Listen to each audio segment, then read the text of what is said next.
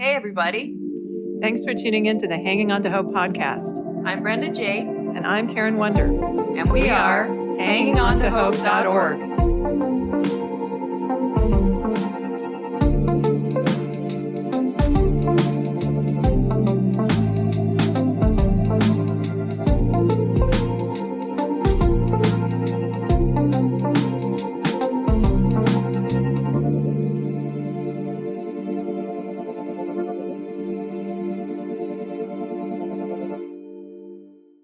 This podcast is intended as educational and is not psychological or medical advice.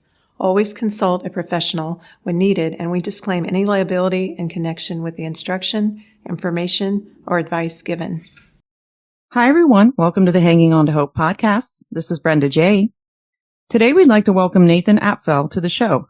Nathan is a filmmaker with 15 years of experience who's working on a documentary series called The Religion Business. He's also working with creators to create an app that will hold churches and nonprofits accountable to report their salaries and spending. So welcome to the show, Nathan. Thanks for having me. Yeah, it's nice to see you again after seeing you at the conference. Yeah, you as well. Thanks for approaching me and Yeah, I already saw you on Julie Royce's podcast. So yeah, I was excited when she said you were going to be there. Continuing with part 2. But the legal structure and these loopholes have driven us down a rabbit hole into the SA world, the sexual abuse world, and more important, into the CSAM world, which is child sexual abuse material, because they're intimately related, which I wasn't ready for. Wow. It's not really surprising. But about 12% of the documentary, the docuseries is on SA and CSAM, because where there's financial abuse, there will be sexual abuse. Wow. They're intimately related. Yeah. That's what I noticed now that I'm on Julie Royce's email newsletters. Every day there's something happening. So did you want to talk about what happened when you tried to see Kenneth Copeland's parsonage? The camera is more dangerous than a gun? Yeah, sure. It's a really fun scene, and a lot of people think this was staged, and it is not staged. But yeah, so we just wanted to get to the parsonage. We want to see it. It's on the church property. I'm a member of his church. I give offerings to his church. And so we just wanted to see the parsonage, and we had one team of security stop us, which they're paid for, ex-military. They understand the laws. They're smart. We had a great conversation with them. But then Kenneth Copeland's private security comes screaming in, and that's where it gets interesting. And he flashed his gun at us twice. He flashed a fake badge. He impersonated an officer. And then he kept on telling us to turn the cameras off, and we said no. And so he said, "Your camera's more dangerous than a gun." And I said, "Okay, my camera is more dangerous than a gun." I said, "Well, then that means Kenneth has 5 weapons pointed at the stage inside his church building." And so that just proves the point that these guys are terrified of truth, and they're terrified of light, because if they weren't terrified of truth and light, they would have no problem with the camera being there. They'd have no problem talking. Right. Exactly. Because it goes hand in hand with light and the darkness. Yeah. What your motive really is. So you say you could raise funds for a church building, but never build the church building and have no accountability to where the funds went. Churches can even state that your money can go into a general fund. The IRS is doing nothing about this, and no one is policing this. You're supposed to honor donor intent. Anything you want to expound on that? Yeah. So we present this argument in the show. There are tons of pastors, and again, I'm going to give them the benefit of the doubt. They're well-intentioned, and so they'll start a fundraising campaign. Maybe they raise half of what they want to raise, so they just don't build the building. They pivot and do something else. So we have lots of documentation of churches. Some churches even there's one in particular that brings a bunch of dirt onto the stage. And the pastor with a shovel starts digging in the dirt, and he goes, "We're breaking ground on our new building." They raise a couple $1 million. They never built that building. And so what they call it is, you got to have faith. Right? You go, "Oh, you got to have faith. Like, we're doing God's work." In the for-profit world, that would be called fraud. You would be in jail for doing that. But in the religious space, we call it faith. So yeah, that's a big one, is there's no accountability to finish what you're telling people you're raising money for. The general fund. So yeah, the IRS isn't doing much. And I am not a big fan of paying taxes like most people. It's like, I feel the government's not good at stewarding those resources. And so if they were stewarded well, I would have no problem. But through the journey of the show, I feel for the IRS because people blame the IRS for a lot of things, but the IRS doesn't make the rules. Congress does. Yeah. The IRS just has to enforce what Congress says to do. And the IRS wants nothing to do with religious organizations. Absolutely nothing. They're terrified because if they go after religious organizations, whatever religion, Islam, Christianity, Buddhism, Hinduism, you name it, they're going to get a bad rap. So the IRS just takes a kind of a distant approach to regulating churches and religious organizations. And when they do go after anybody, even the worst players, they get painted as the devil. And I feel for the IRS now that I've sat and talked with them and understand their perspective on it, because they look at it and they're like, hey, the nonprofit sector and religious institutions are where society comes together to better our communities. Like there's value there. And so they see that, but then they also see the massive abuse happening in that system. Yeah. And so they're like, we have to solve this. But every time we try to put people in trouble and say, hey, we got to be careful, we get painted as this horrible government agency that's just trying to wreck people and persecute. And so they're in a really tough spot. I feel for the IRS in that regard. Yeah. Plus they're short staffed. And then I think they just let go a bunch more. So like, yeah, well, you know? And what's crazy is the IRS has not added any additional personnel to oversee the nonprofit sector. I think so I'm pretty sure it's the mid 80s. Wow. So, which is huge because the nonprofit sector has exploded from a growth perspective. And the IRS has not added anybody else to manage that or oversee that. So the IRS their bodies that are trying to oversee it are just dwarfed compared to the nonprofit sector, which includes religious exemptions. You talk about donor intent. Yeah. The nonprofit's supposed to honor donor intent, but it won't hold up in court. And that's the sad part is most people think donor intent's a big thing, but it won't hold up in court. Wow. They really aren't accountable.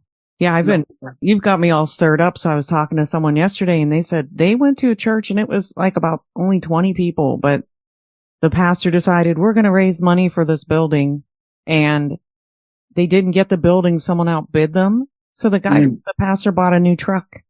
Wow. Yeah. So this is that's just me out like every day doing, my thing. And people are telling me this. So I can't imagine what this is going to stir up. Well, that's the goal with this docuseries we present $1 trillion problem, and what's cool though, and what's baked inside of this, which I really want my audience and your audience to know is like, there's solutions inside the institution. And we just have to, number one, bring light in, which ironically, Jesus talked a lot about that. Mm-hmm. And then number two, be humble enough to say, okay, what's working and what's not. And man, this institution, the system has ran away on itself. And if we're able to just stabilize the accountability, the Christian church has enough resources to solve the top 30 global social issues, to fund and solve the top 30, and it would affect no one's bottom line. So the megachurches could still be megachurches. Those pastors that take ridiculous salaries could still take them. Kenneth Copeland could still have his private planes. The Christian church has the resources to radically transform the world.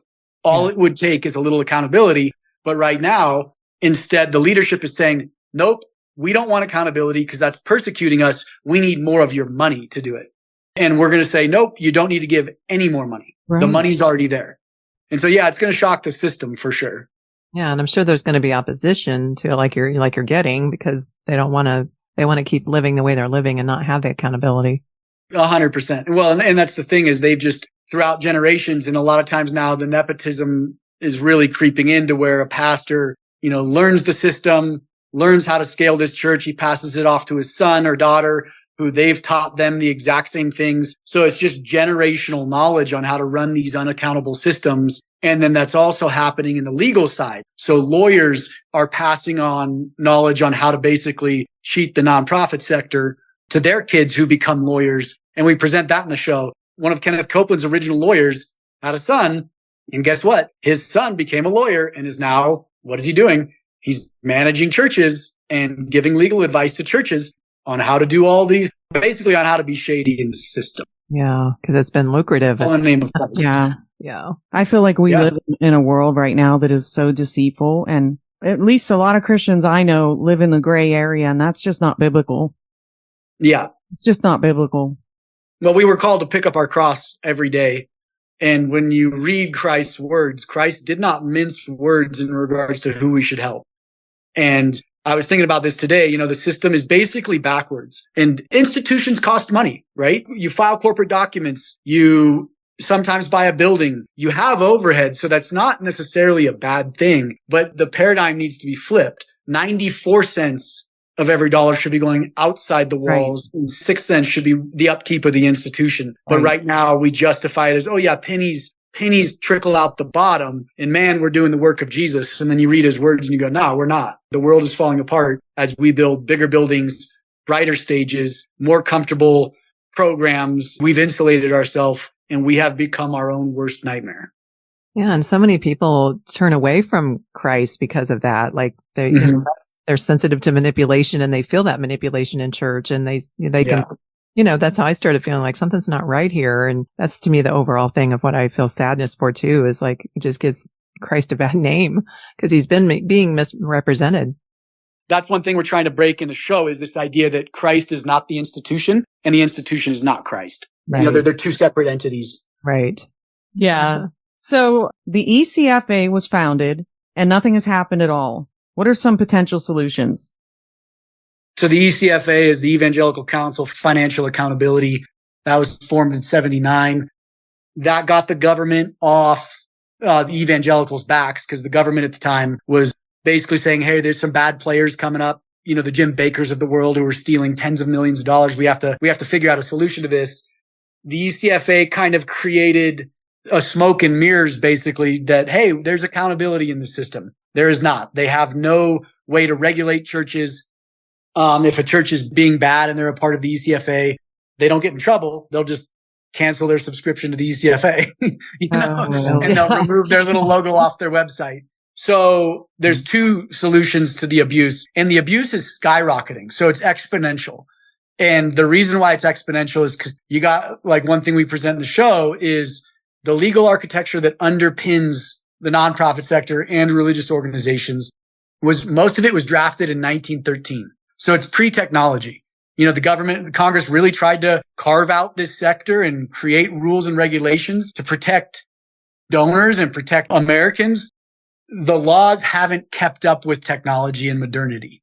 So the more technology advances, the more there's opportunity for abuse within the system, if that makes sense. Yeah. Because the laws aren't written for a 21st century tech-driven society. So there's two solutions to the abuse. One, government can come in and clean it up, or two, we can clean it up. Government will not touch it. The religious exemptions, because it would start a civil war. Every Christian church would scream persecution. And so the IRS doesn't want to touch it. It's a landmine. And so the only other option is fix it internally. And so again, this is the breadcrumbs, over my research for the last decade plus, I started realizing the very specific loopholes in the code where most of the money disappears and is abused. And so about 3 years ago, I was sound asleep and I woke up one morning and I firmly believe God put this vision on my heart. And that day I just sat down with a notebook and I sketched out a full app. And literally it almost mirrors the finished app, which is so crazy from a visual perspective. Wow. And it closes all 10 loopholes. And so it's the Hunger Games of the nonprofit sector. You have to play because we have your data. Yeah. And this is the kicker, is the biggest question that I asked throughout the whole show is, what is a church? Is a hedge fund a church? Is a TV network a church? And then I go, is a church a business? And everybody says no. I have not had one pastor say it's a business. And so here's the thing though. It is most definitely a business. Yeah. Right. You file corporate documents with the state, which means you're a corporation. So you have to play within those corporate rules. So you are a business. Every pastor can say they're not a business, but guess who can scrape the state databases and pull all your business data? I can. And so that's the thing, is you can call yourself not a business all day long, but I'm going to show the public your business because it's a business. You have money coming in and money going out. And so you need to run that business like a business, which with accountability, with external accountability, with transparency, and the goal. And I always say this, the goal of any business is what? Profits. Right. So what in the for-profit world, And in the publicly traded world, profits are profits. You want to make money, right? Right. In the nonprofit world, profits aren't necessarily profits. It's impact. Whatever your purpose is, whatever your mission is of your nonprofit is, that is your profits. How many lives have I touched? How much impact have I made in my community, right? That is my profit that I can measure at the end of the year. So what's the profit of a religious institution? Well, for Christianity, if you believe Christ, it's making disciples, right? It's it's what James says, pure and undefiled religion is helping the orphan and the widows in their time of distress. Right. So it's okay. Our profits are creating impact in our community and making disciples. Okay. So then every dollar that now comes into this business is focused on that profit, not on building the institution bigger, but are we actually creating profit in the business? And so that's what we're trying to do is we got to call a spade a spade. It is that corporation is most definitely a business. Run it like a business. Yeah. Yeah. And that kind of goes into our next question, because you talk about that in your docuseries about how, because I know churches haven't always been run like businesses, or is there a certain time frame when churches just started being run like a business? I mean, even in seminary, are they taught those type of things? Yeah. Seminary, you're taught how to take out loans, how to purchase buildings. Like, yeah, you're taught how to run a business. And you're talking about $1 trillion business. It is a huge business. Yeah. I think this impacted me once a lot when somebody said, you can't even fathom what $1 trillion is. Mm-hmm. Like, we can't really even fathom billions, but trillions is unfathomable because it's like just so much money. Yeah. And I can't remember how many trillions you said people donate worldwide to the church. It's $1 trillion a year goes to the Christian church alone. So that's just to the Christian church. And that doesn't include government grants. That's just individual donor giving. Wow. That's crazy. I mean, we can't, It's a huge amount of money. So there's there's an accounting professor in the show who goes, Nathan, what's the difference between 1 million and 1 billion? And I'm like, what? He goes, about 1 billion. Because you can't fathom what 1 billion is. It is so much compared to 1 million. Uh-huh. So think of it as like, you can't fathom what 1 trillion is compared to 1 billion. Yeah. It just blows your mind. Definitely. There's a movement saying we need to get away from this. An educated consumer is the best consumer. The show presents the problem. In the nonprofit sector as a whole, you say Christianity has enough resources to radically transform the world right now. I think you mentioned this earlier. If we could just stop the internet theft that is taking place, the Christian church could find the top 30 global issues and fix those. If they were better with their money, they could resolve the top 50. Mm-hmm. We don't need more money. We need to be better stewards of those resources. Can you talk a little more about the app that you're working on? Yeah. So the app, we kind of say it's a dating app for donors and congregants to churches and nonprofits. And in the dating world, your whole goal is to put your best foot forward. And so if you look at that from a church perspective, the church's best foot forward would be we are accountable and transparent with our money. And our goal is profits, which is impact in our community. And so we've democratized. So one problem in the nonprofit sector and then in religious exemptions in particular is it is antithetical. The way that the institution's structured from a legal perspective, it is antithetical to democracy. So if you love America and you think power to the people, the nonprofit sector and religious exemptions are completely opposite of that. They're reversed. Very few people at the top control all resources, and then there's no accountability or very few ways to hold them accountable. And so our goal is to flip that model. So the Broken Shepherds, the app, flips that model and it gives power back to the people. So the more a nonprofit is accountable with their money, the higher they rank in this app. And so from a secular nonprofit perspective, if I'm a donor and I have the app, when I set up my profile, I'll select up my preferences. So what I'm interested in. So Nathan's interested in immigration, helping single mothers, and youth programs in my city. So those nonprofits that are in those areas, that work in those areas, will show up in the app for me. Nonprofits that work with homelessness won't show up, right? Because I can edit my preferences at any time. But here's what's cool. The nonprofits that rank the highest that I get to see first are the ones that are most accountable and most transparent. So if there's a bad nonprofit out there that doesn't do much, but spends a ton on marketing, they will be at the very bottom of our app. you will never find them. So there's no way to outspend another person or another nonprofit to place higher, if that makes sense. Mm-hmm. So your ranking and your light rating, so we have a proprietary algorithm based on the data you feed it and what we scrape from the federal and state databases, you get a light rating. Every organization has a light rating from 0 to 10. And you can see how that light rating is created. And so the higher your light rating, the higher you rank. And so it is no longer about how flashy your marketing is, how much money you have. Nope. It's about how accountable you are, how transparent you are, and how much impact you make in your community. And then on the church side, it's geotagged.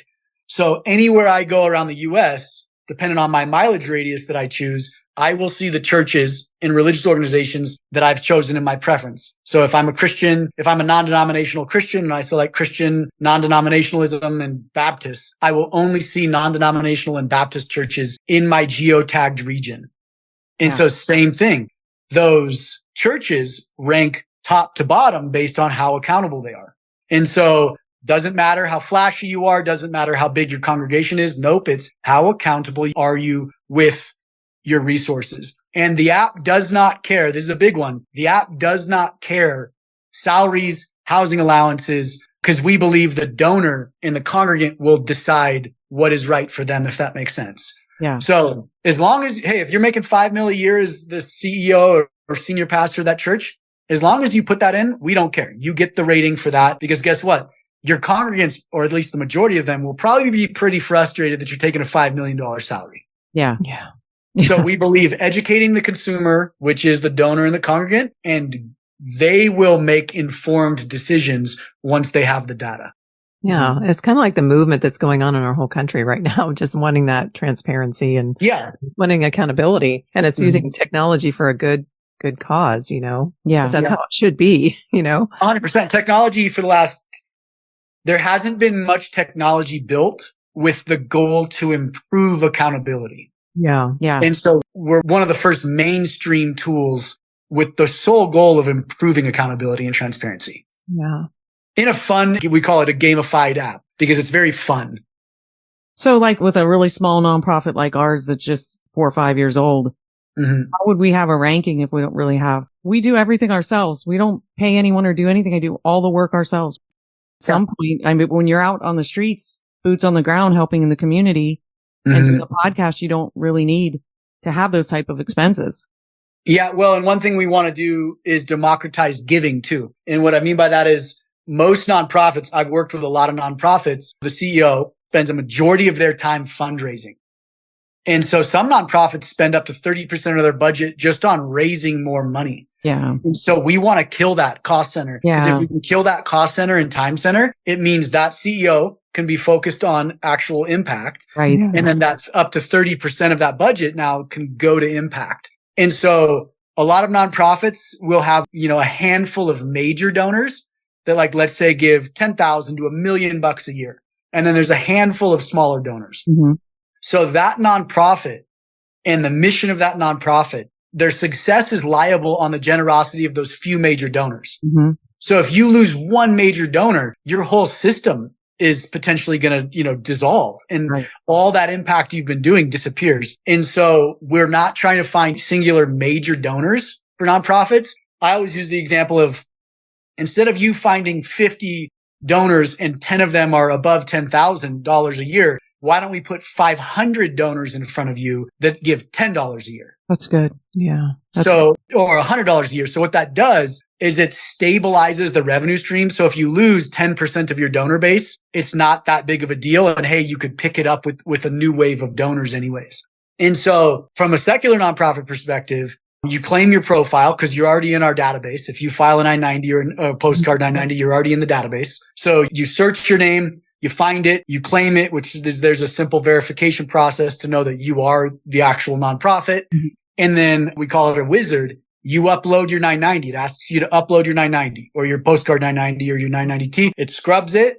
It autofills everything for you. And then you just verify that the information was transferred properly, and you hit create, and boom, your profile is created. And then it asks a handful of other questions to backfill some data. And then it's a marketing tool too. So you get to put photos and videos and your mission statement. And as soon as you've created your profile, I consider it like Airbnb. Now Nathan can view you guys and see what you are. And in 45 seconds, I can have a financial snapshot of who you are. I can see the programs that you have going. And I can see, this is a cool one too, your volunteer efforts. And so I can sign up for your volunteer efforts. So we're aggregating volunteer data, geotagging volunteer data, which is really cool. So as an end user, I can see every volunteer effort in my region over the next 7 days. So if I have time on Thursday, I can say, you know what? I'm going to take my daughter and volunteer down at this homeless shelter or at this pet clinic or wherever.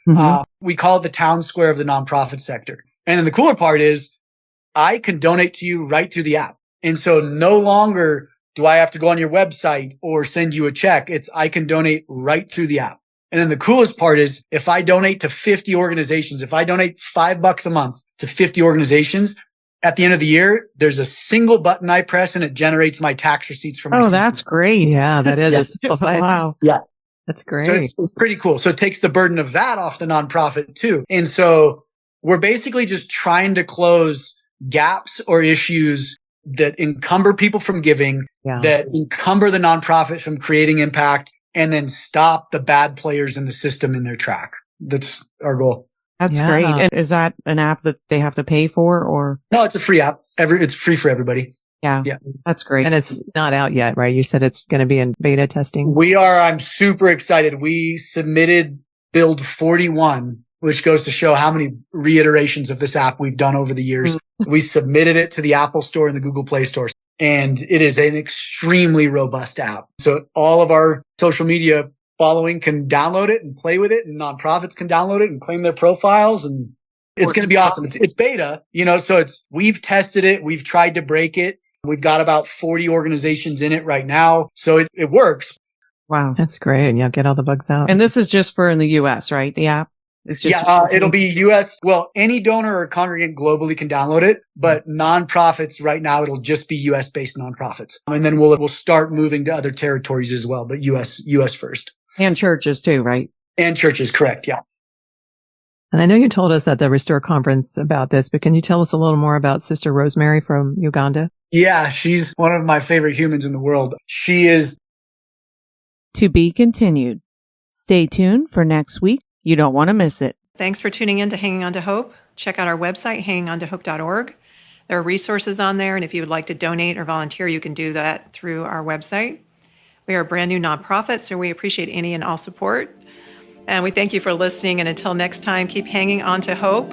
We are evidence that there is hope and healing for you, and our passion is to help you find it too. So thanks for tuning in. Thanks for listening, everyone.